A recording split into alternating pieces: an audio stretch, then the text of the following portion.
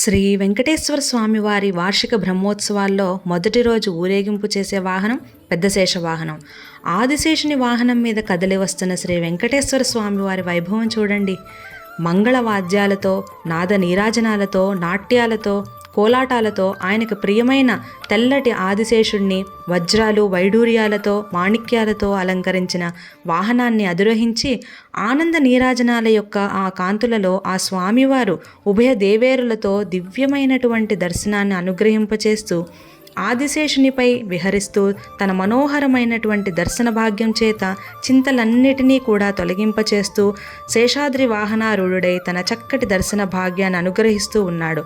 అలాంటి దర్శనాన్ని, ఆనంద నీరాజనాన్ని చక్కగా దర్శిద్దాం. ఓం నమో వెంకటేశాయ.